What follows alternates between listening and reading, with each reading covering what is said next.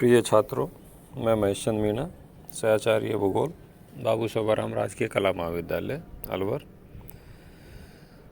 BA प्रथम वर्ष के सभी छात्रों के लिए हमारा आज का जो वीडियो है उसमें हम अध्ययन करेंगे शैल अथवा चट्टानों के बारे में।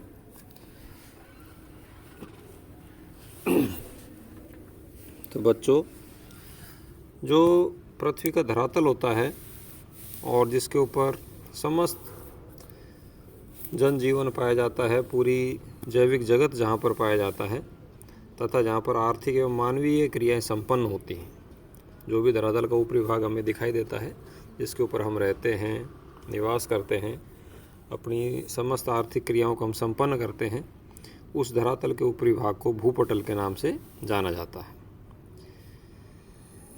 ये जो भूपटल है उसके जो भी अधात्विक पदार्थ हैं, वो चाहे चिकनी मिट्टी की तरह या मिट्टी की तरह कोमल हो या फिर कठोर चट्टानों की भांति बिल्कुल दृढ़ हों, कठोर हों, खड़िया चट्टान की तरह प्रवेश्य हों। प्रवेश का मतलब जिसके अंदर से पानी आसानी से प्रवेश कर सकता हो, अथवा स्लेट की भांति अप्रवेश्य हो, जिसके अंदर से पानी प्रवेश नहीं कर सकता, उन्हें शैल अथवा चट्टान कहते हैं।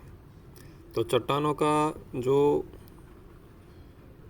विस्तार है, ये मान के चलिए कि आप मिट्टी, ग्रेनाइट, खड़िया, स्लेट, ये सभी हम चट्टानों के रूप में इन सब का अध्ययन करते हैं। चट्टान कोमल भी हो सकती है, कठोर भी हो सकती है। चट्टान के अंदर से पानी प्रवेश भी कर सकता है, नहीं भी कर सकता। तो विभिन्न प्रकार की चट्टानों की अलग अलग प्रकार की अपनी अपनी विशेषताएं होती हैं। जिन परिस्थितियों में चट्टानों की उत्पत्ति होती है, उन्हीं परिस्थितियों के अनुसार उस चट्टान की विशेषताएं वो चट्टान ले लेती है। यानी कि प्रत्येक चट्टान की अपनी अपनी अलग अलग प्रकार की विशेषताएं होती हैं। कुछ शैलों को छोड़कर, शैल अर्थात चट्टान, तो कुछ चट्टानों को छोड़कर सभी शैल खनिज पदार्थों के मिश्रण से बनी होती है। अधिकांश जो भी चट्टानें होती हैं, अधिकांश चट्टानों में खनिज पदार्थों का मिश्रण होता है, अर्थात दो या दो से अधिक खनिज पदार्थों से मिलकर शैलों की उत्पत्ति होती है। जबकि चूना पत्थर, संगमरमर, बलुआ पत्थर, ये जो शैलें हैं, ये केवल एक ही खनिज पदार्थ से इनकी उत्पत्ति होती है। क्लार्क तथा वाशिंगटन के अनुसार, ये दो भूगोलवेत्ता हैं, क्लार्क तथा वाशिंगटन, इन दोनों के अनुसार भूपटल की रचना में निम्न तत्वों का योगदान है। तो इन्होंने जो पृथ्वी का धरातल है और पृथ्वी का जो अंदरूनी भाग है, वहाँ पर चट्टानों के अध्ययन के आधार पर हमें बताया है कि समस्त जो धरातलीय भाग है, वहाँ पर ऑक्सीजन से जो निर्मित चट्टानें हैं, उनका परसेंटेज में ये आंकड़े दिए गए हैं आपको।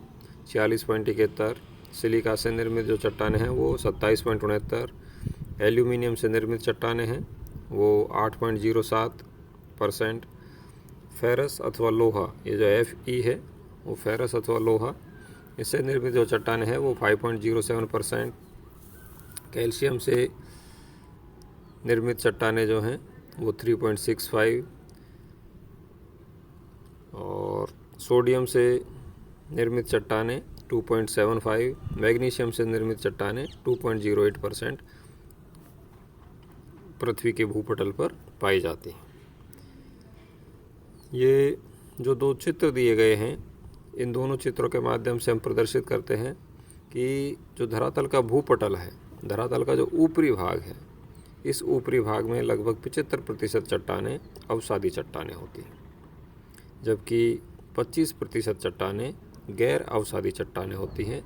गैर अवसादी चट्टानों में आग्नेय चट्टान भी हो सकती है, कायांतरित चट्टान भी हो सकती है, कोई सी भी चट्टान हो सकती है, लेकिन अधिकांश भाग पृथ्वी के धरातल पर अवसादी चट्टानों का ही होता है, जो कि लगभग 75% होती है। दूसरा ये जो चित्र है, इस चित्र के माध्यम से हमें ये बताया गया है कि पृथ्वी के अंदर धरातल के नीचे लगभग 95% चट्टानें आग्नेय अथवा कायांतरित चट्टानें हैं, जबकि केवल 5% अवसादी चट्टानें पृथ्वी के धरातल के नीचे पाई जाती हैं। यह ऐसा क्यों होता है उसके बारे में हम आगे के पाठों में अध्ययन करेंगे। फिलहाल इतना बता देते हैं कि जो भी अवसादी चट्टानों का जो निर्माण होता है वो मुख्य रूप से अपरदन के कारकों के द्वारा होता है, जिसमें वायु, समुद्री लहरें, जलीय नदी अथवा जो प्रवाहित जल होता है, तो इन सभी के ग्लेशियर, इन सभी की वजह से अवसादी चट्टानों की उत्पत्ति होती है, जबकि धरातल के नीचे ये सभी चीज़ें अनुपस्थित रहती हैं। इसलिए धरातल के नीचे, पृथ्वी के धरातल के नीचे अवसादी चट्टानों की मात्रा बहुत कम पाई जाती है। मुख्य रूप से वहाँ पर आग्नेय तथा कायांतरित चट्टानें ही मिलती हैं। अब ये जो नीचे वाला जो चित्र है, इस चित्र के माध्यम से हम शैलों का जो चक्र है उस चक्र का अध्ययन करते हैं। बहुत महत्वपूर्ण है। इस चित्र का अध्ययन आप ध्यानपूर्वक कीजिए कि ये जो शैल चक्र है, ये शैल चक्र प्रदर्शित करता है, जैसे आपने 10वीं तक के विज्ञान में पढ़ा था, आइंस्टीन का एक प्रसिद्ध फॉर्मूला है E=mc², अर्थात उस फॉर्मूले के माध्यम से आइंस्टीन ये बताते हैं कि जो ऊर्जा है वो ऊर्जा कभी भी नष्ट नहीं होती। ऊर्जा है, एनर्जी है, वो कभी भी नष्ट नहीं होती, बल्कि एक रूप से दूसरे रूप में परिवर्तित होती जाती है। उसी प्रकार से इस शैल चक्र के माध्यम से हम ये प्रदर्शित कर रहे हैं कि चट्टानें कभी भी नष्ट नहीं होती हैं। चट्टानें अपने जो रूप होता है उस रूप को लगातार बदलती रहती हैं। जो आज अवसादी चट्टान है वो कल को कायांतरित चट्टान भी हो सकती है, वो अगले फेस में आग्नेय चट्टान भी हो सकती है, वो अगले फेस में अवसाद भी हो सकती है। तो इस प्रकार से कोई भी जो चट्टान होती है वो लगातार अपने रूप को बदलती रहती है। जैसे हम शुरुआत करते हैं, इस चित्र के नीचे ही नीचे मैग्मा है। मैग्मा से हम जैसे शुरुआत करते हैं इस शैल चक्र की, तो मैग्मा जब ठंडा होता है, इसमें लिखा हुआ है, ये जो तीर का निशान है इसके ऊपर हमने लिख रखा है कूलिंग एंड क्रिस्टलाइजेशन। मैग्मा के ठंडे होने के पश्चात और ठंडे होने के पश्चात उसमें जो क्रिस्टल्स बनते हैं, उन क्रिस्टल के बनने के पश्चात मैग्मा आग्नेय चट्टान के रूप में परिवर्तित हो जाता है। अब यही आग्नेय चट्टान जब अत्यधिक तापमान और प्रेशर के संपर्क में आती हैं, जब अत्यधिक ताप और दाब इनको प्रभावित करता है, तो ये आग्नेय चट्टान कायांतरित चट्टान के रूप में परिवर्तित हो जाती है। दूसरी तरफ यही आग्नेय चट्टान जब इनका अपरदन होता है और जब इनका जमाव होता है अपरदन अथवा जमाव के पश्चात, तो आग्नेय चट्टान टूट फूट कर अवसाद के रूप में परिवर्तित हो जाती है। जब यही अवसाद कठोर हो जाते हैं, समय के साथ साथ एक स्थान पर पड़े पड़े कठोर हो जाते हैं, तो कठोरता आने के पश्चात ये अवसादी चट्टान के रूप में परिवर्तित हो जाते हैं। ये अवसादी चट्टानें लगातार उच्च ताप और दाब के कारण पुनः कायांतरित चट्टान के रूप में परिवर्तित हो जाती हैं, और कायांतरित चट्टान पुनः पिघलकर मैग्मा के रूप में परिवर्तित हो जाती है। इस प्रकार से जो कोई भी चट्टान है, चाहे वो आग्नेय चट्टान हो, चाहे कायांतरित चट्टान हो, चाहे अवसादी चट्टान हो, सभी चट्टानें अत्यधिक ताप और दाब के संपर्क में आकर कायांतरित चट्टान बन सकती हैं। तो ये तीनों चट्टानें लगातार अपरदन के कारण अवसाद के रूप में भी परिवर्तित हो जाती हैं।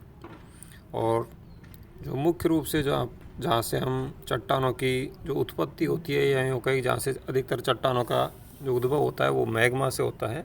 पृथ्वी के नीचे जो भी चट्टानें पहुँचती हैं वो पिघलकर मैग्मा के रूप में परिवर्तित होती हैं।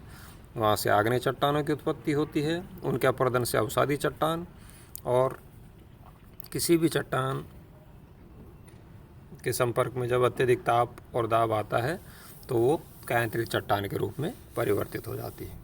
कई बार ऐसा भी देखने में आता है कि कायांतरित चट्टान का ही, जैसे मान लीजिए कोई भी कायांतरित चट्टान है, वो पुनः अत्यधिक ताप और दाब के संपर्क में आती है तो उसका पुनः कायांतरण हो जाता है, और इस प्रकार की जो चट्टानें होती हैं उन्हें पुनः कायांतरित चट्टान के नाम से जाना जाता है। आज के इस वीडियो में इतना ही। आने वाले वीडियो में हम जो चट्टानों के तीनों प्रकार हैं उन तीनों प्रकार के बारे में अध्ययन करेंगे। धन्यवाद।